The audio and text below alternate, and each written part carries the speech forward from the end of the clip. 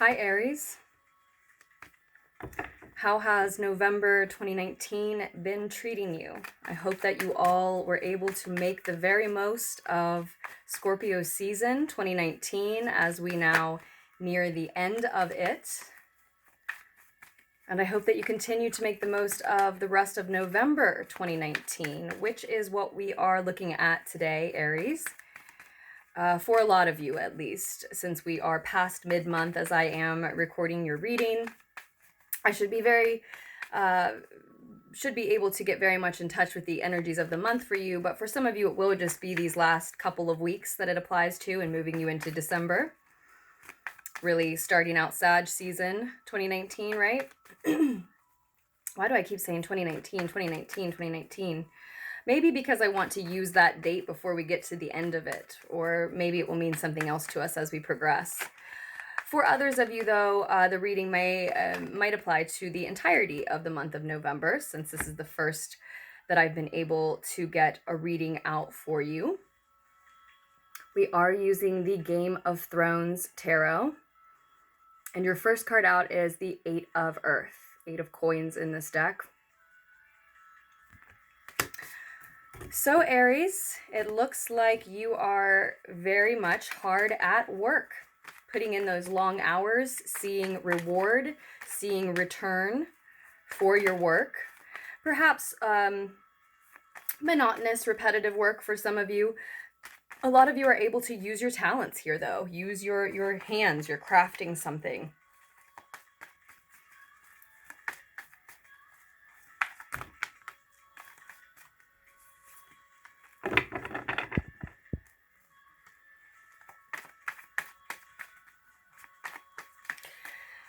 I do feel that most of you are working alone, though. These long hours, putting hours into refining, honing said craft or talent, perhaps.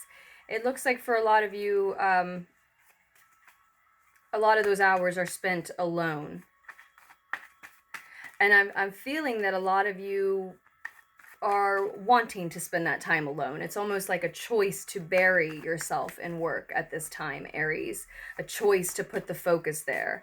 Either out of necessity, perhaps for some of you, you've decided I need some income right now, trying to get ready for holidays. For some of you, perhaps that jives, that makes practical sense, right? But for others, it's something else. It's avoidant. It's almost an avoidant energy here. A workaholic's energy here, wanting to be alone, wanting to keep the focus off of emotional matters, perhaps, as we are still in Scorpio season, as a lot of us have had to release someone or something, let something go, or face the consequences of refusing to, right?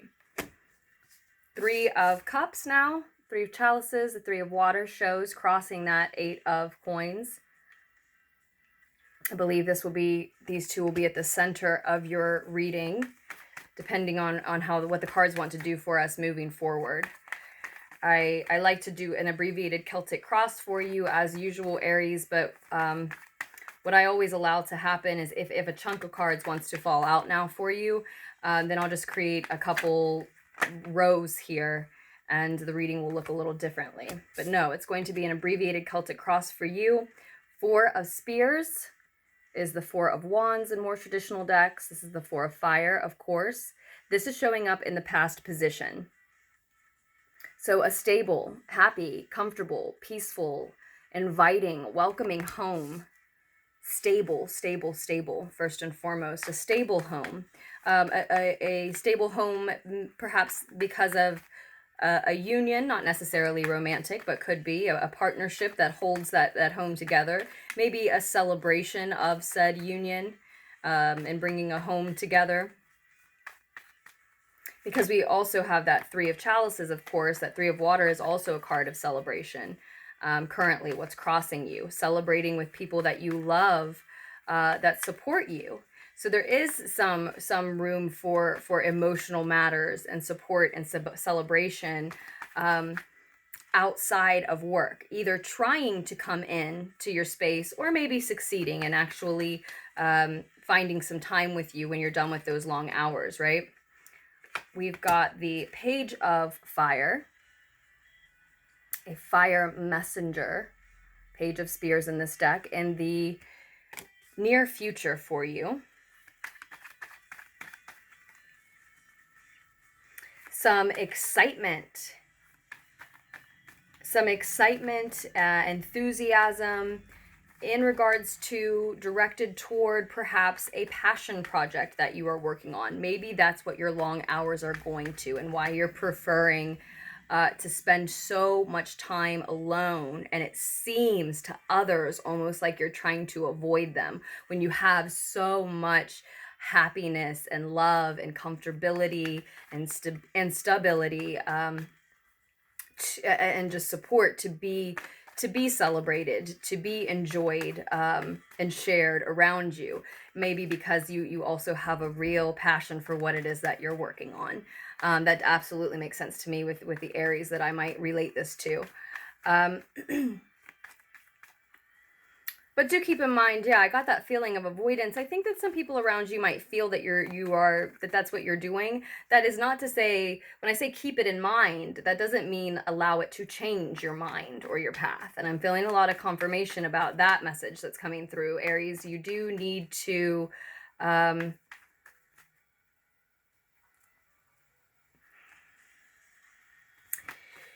trust your own gut, your own instinct, your own intuition, your own path and passion moving forward, right? Even if others are feeling that you're taking too much of time away from emotional matters, you simply have to explain to them that this work is an emotional matter for you in some way.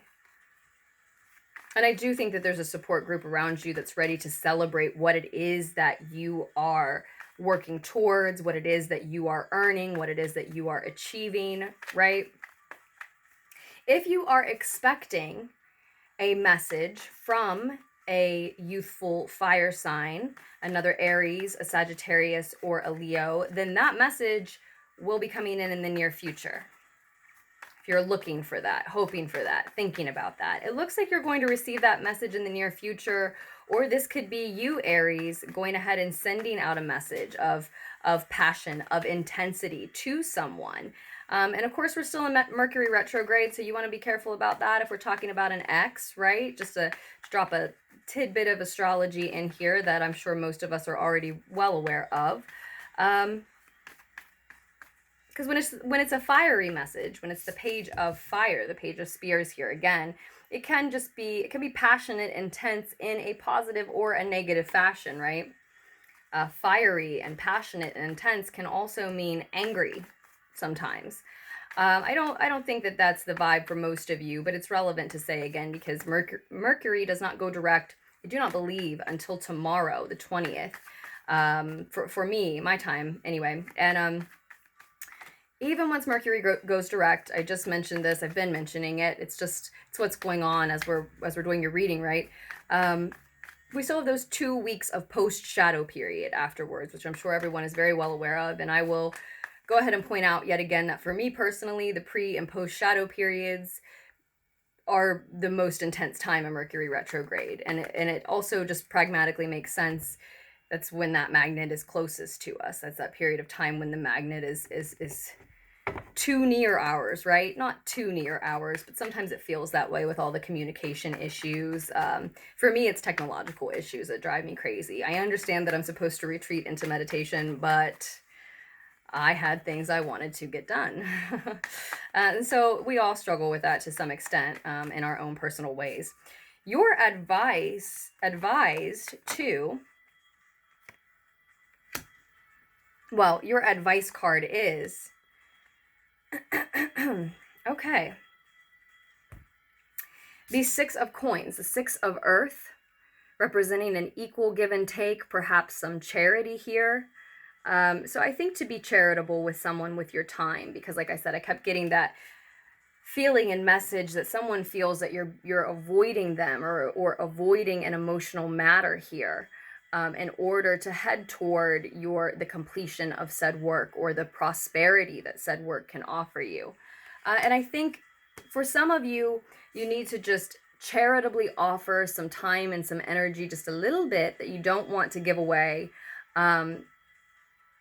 so that you at least enough time to explain that you're not avoiding anyone or any matters. You're simply just as passionate about your work, what you're working on at this time. But for others of you, they're correct, because this entire reading is about walking away from something that is no longer meant for you. Learning to love the sound of your feet, walking away from what's not meant for you. And it is somewhat of a tower moment. It causes your foundation to crack and crumble, a lot of things and or people to fall apart, to fall away. It drastically changes the shape of your life. So that may be happening for a lot of you, and you're avoiding those feelings. I do see 2 8s. I do think you're on your way to prosperity because you're putting so much time into work. But for some of you, it absolutely is because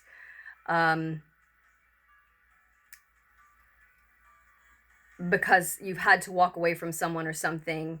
It has shattered your reality as you know it, and you can't really deal with what's left. What's left may be mental battles,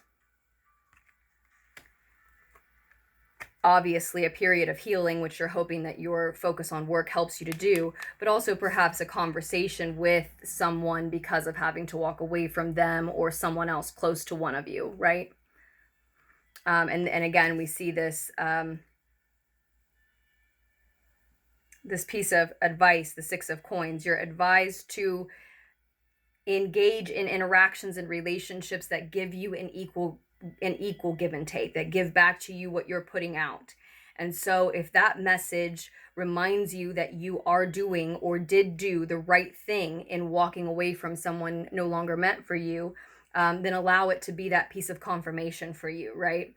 Because those are the types of interactions you should be engaging in, you deserve to engage in. For others of you, you haven't exactly walked away from this person yet, and you do need to take time away from work, time away from avoiding them in this issue, in order to just offer them the truth, some kind of an explanation, and really for yourself as well, for both of you, so that you can then engage in again, interactions and relationships that give you back what you're putting out. That is probably why you are walking away from someone or something at this time. Others of you, a different thread here. In the near future, the Page of Wands, the Page of Spears, fire here, is talking about you being very innovative in this work. So whereas you're putting in long hours to see some return now, here soon you're going to have an idea of how you can work smarter instead of work harder. And that did show up for another sign already. You're the 8th sign that I've done now, so I can't tell you exactly who it was. Was it Capricorn? I can't tell you exactly which sign it was now, I can't remember, but there was that same message of needing to work smarter instead of harder. So you may want to check those other readings out, or whichever other signs you identify with, whichever other ones jive with you. I never say in my readings that I think you should listen to your sun, moon, rising, Venus, Mars. I never say that. I'm not sure why. There's just so much intro and outro already. It's such a mouthful, I guess. But whomever's readings you like to listen to, I would advise listening to all of them. Know thyself, right? It starts to, even if only unconsciously, it begins to teach you which parts of your chart rule which areas of your life for you individually, specifically outside of general astrology guidelines, right? Even without going through and reading specifically what is supposed to rule such. It's sort of like keeping your own food journal, instead of just listening to what human beings need in general. Everybody's body is different, right? Everybody's spirit is different. Everybody's path is different. Everybody's life is different. And for me personally, it's like a more fun way to study astrology, where I just go on my own observation first and then go and check in with what the norm is, or what other astrologers say. But yeah, so for a lot of you, you're coming up with, in the near future, not only excitement and passion and enthusiasm for that which you are working on, maybe receiving a message that inspires this innovation, but nonetheless also innovation. A lot of you are also coming up with an innovative way to work smarter instead of harder, because you're working very hard, long hours right now. again jives with an Aries. I would relate this to. Makes complete sense. Um, and that type of work, smarter instead of harder, shorter hours. One, we know that these are the most successful and happy people, right? And that is truly where you're getting back what you're putting in. You're enjoying what you're doing, and you're doing, not having to do very much of it or as much of it to see just as much or likely more return, right? So for a lot of you, that's what you're advised to walk away from, is that workaholic attitude, that belief that is ingrained in you, likely, that you have to work hard, you have to work long if you want to see return. And I sense that most of you who are going to connect with this thread of the message, you know that. You know already, and you're just, yeah, I get a lot of physical confirmation. You're just trying to figure out how. How do I get over that? How do I get past that hump? I know that that's true, but what I see in my daily life still tells me that I have to keep putting the hours in, right? Sorry, Aries, I can't believe I forgot to light our candle. But maybe it's something like the light finally comes on, an idea finally comes to you, the light bulb finally appears. This is how I can work smarter instead of harder and longer, right? Or if not, if it's just the passion and the enthusiasm and the excitement that you have, but you can't figure out how to get past that. I know that belief was ingrained in me when I was young. I know that's how my family has been, and I know it's not how I want to be, but I can't get rid of this nagging feeling that that's the truth, that you have to work long and hard to see anything. When you know logically that that's just not true, it's just not. Um, then go through the motions first. Some I spent a lot of years studying acting, so I use a lot of like drama examples. Some actors act best from the inside out. They figure out their inner monologue, they figure out their motivation, they figure out what the character's thinking and feeling, and then their facial expressions and their gestures and their interactions externally are results of that inner process. But some actors, or in some plays, some characters, with some characters, right, you can give just as brilliant of a performance by going from the outside in. Sometimes when you can't connect to that feeling, to that the life that person lived, whatever, you start with the gestures, you start with the outfit and the expressions, and the external factors, and then you start to feel in their shoes. And once you're in that body, then you can sort of find the feelings that might fit, even if it seems like, how could you possibly touch the feelings based on the outfit? You can. You absolutely can. I did it. I done did it. And this may be that type of situation for you, where what you're needing to walk away from is this belief that you can't quite shake. And so you need to go through the outer motions first. Just walk away from what you know you don't want, the long hours, the long work. Put yourself in a position where you have no choice but to come up with some way to make these fewer hours give you just as much, or like I said, likely more, right? What bold move do you have to make then? What truth do you have to share with the world? What part of yourself do you have to show the world then, in order to get a big result out of less or little work? What big leap do you have to take? What scary chance has to happen? Because that's what you're being pushed toward by finding yourself in the situation. And in that case, your tower moment is more of a breakthrough. It's more of that light bulb coming on. It's more of that light striking in a positive way. And yes, it will tear down old structures, old systems and routines and schedules that you had, and ways of being and working and living, sure, but for the best, in an instant gratification kind of a way. The tower is always a breakthrough, but for some it comes with this moment of pain and darkness first, because you're focused on what you're losing. In your case, it would just be the breakthrough, where the pain and darkness was before, when you couldn't figure out how to create that breakthrough. So try that if that's the position you're stuck in. Try working from the outside in. Just change your life, and then figure out how to maintain this new. And I know for some of you, you're thinking, well, that just sounds unrealistic, that sounds impossible. Take baby steps. If you can't completely morph everything overnight, right? We all understand bills, etc. I'm not suggesting that you put yourself in a position to be impoverished by any means, right? It's just take baby steps. Insist on putting fewer hours in and see what risks it asks you to take then. The more distant future here is the Temperance card. Patience, precision, quiet, effortless focus.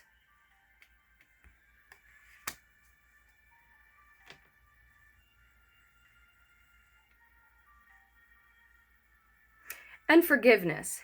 So when you try this new method, when you try this new way of working, forgive yourself for falling short, knowing that this is the first that you're trying to shift a major belief that was probably ingrained very young, for one. But also, I think what you're going to find is that your focus is, or that the focus remains, right? Here you are focused for long hours, doing a monotonous task repetitively over and over again, right? But I think you'll find that the focus remains and the quiet remains. You're still focused. You still have this solitude when you're focused on said work, right? What is different is that it is quiet, effortless focus. It's something that we know, but sometimes we all need to hear it again and have it repeated. That is where you will do your best work. That is where you will do your most successful work. Not only is that quiet, effortless focus where you will learn the most and have the most fun, but it is also where you will have the most to share, the most value to offer the rest of the world, and where you will see the most return. Period. That is the journey that we are on. And it is, I think it can be very scary to make that leap. You have a stable home. You have a loving support system, right? Right? Some of you have a tendency to unwind from those long, repetitive, monotonous hours with maybe too much imbibing, maybe too much partying, too much you're relying on alcohol or drugs or some substance, some addiction too much in order to celebrate your downtime, in order to unwind, right? And that just gives us one more reason to take the leap, to take the risk and make this shift to this quiet, effortless focus. And it will feel effortless. I'm not saying immediately, I'm not saying by the end of November or moving into December, but where your path is headed, the place you want to be. Work will be fun. Work won't be work. You won't call work work. And the focus will be there, the quiet will be there. It will be effortless though. And these long hours of honing your talent, honing your craft, making money to support this comfortable, happy home are not wasted, are not in vain, absolutely have taught you, have shown you, have been a part of your path for a reason as well. It is not that is wasted time. It is just time now to make a shift. But for those of you who are simply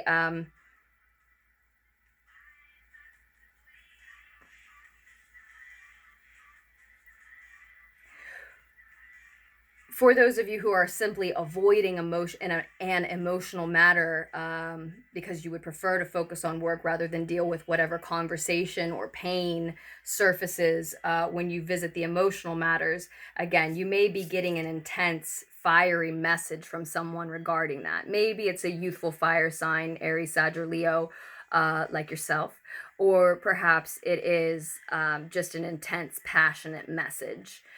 Someone who wants to know where you've been, why you aren't dealing with this emotional matter with them, or why you're avoiding them perhaps. And in that case, obviously it's going to have to be spoken and shared that there's something you need to walk away from here. I think there's a very delicate, precise manner in which that will be, and because you know it should be done, right? manner in which that should be done will be done, and you know that. You do know that.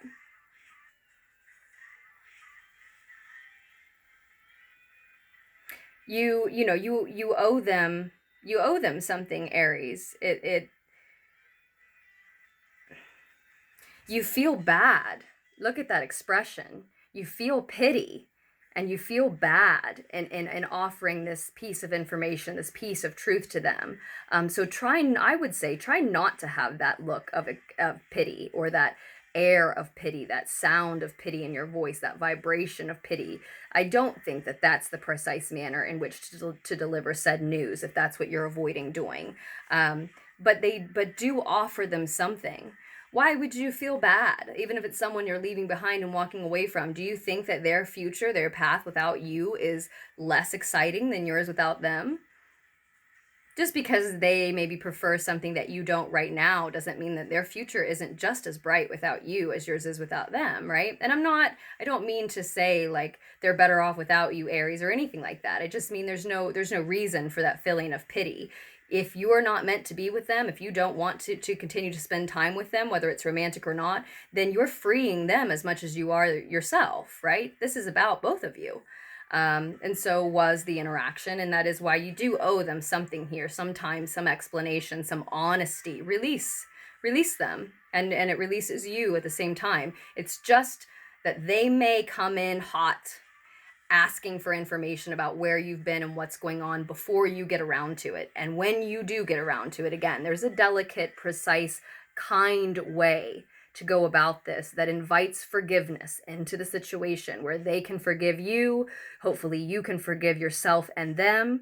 I see all of that on the table. Everything is showing up upright. It's hard. It's icky. It's deep. It's an emotional matter for those of you that are I mean, you see the messages as branched off into two different stories here, but for those of you who are avoiding letting someone know you need to let go of them, it's icky, it's deep, it's hard, and it has to be done. That I don't see anything ugly, right? There's some intensity, there's some passion, there's some depth, there's real emotion, but it's not nasty, it's not ugly. In fact, handled correctly, everyone forgives themselves and the other parties involved, and there is harmony in the conclusion of this situation. But it does need to be handled, and it does need to be handled with delicacy, right? So that's all that we're looking at. No, it's not. There's tons of messages here. We could dig deep into this message, but that is where we are going to leave your November 2019 reading, Aries. If you are interested in ordering a personal reading, if you want to get more specific, etc., just scroll down to the description box below, where you can find all of the information that you need, and my email address and the links that you would need, etc., etc. Thank you so much to all of you who do support Lunatics Tarot in all of the different ways that you do, with your likes, comments, shares, subscribes, messages, orders, and donations. The link to donate can also be found down below. I think it's all the way down at the bottom. So thank you very much, and I enjoyed doing this for you, Aries, doing this for you. It really, it looks like a lucky path, I want to say. And that makes sense. We all have a few, well, probably only a couple, right? Weeks of Jupiter and Sag left now. And so we're all seeing some luck. And you can lean on that. You can rely on that. There's going to be some luck here, handled delicately. Handled. It has to be handled. You can't keep avoiding it, but handled and handled delicately. There's a lot of luck here. That for a heartbreaking situation to turn pretty quickly into a harmonious, forgiving one. Lean on that, rely on that, bank on that. It's another way to work with the planets, right? So it actually looks very promising. As I said, the 2 8s on the table would tell me that you're headed toward prosperity. But maybe 88 is just particularly significant for you around this time, Aries. You may want to check into that. It could be an additional message to tag onto this one for you. So with that, I love you very much, Aries, and I do look forward to doing another reading for you just as soon as I can.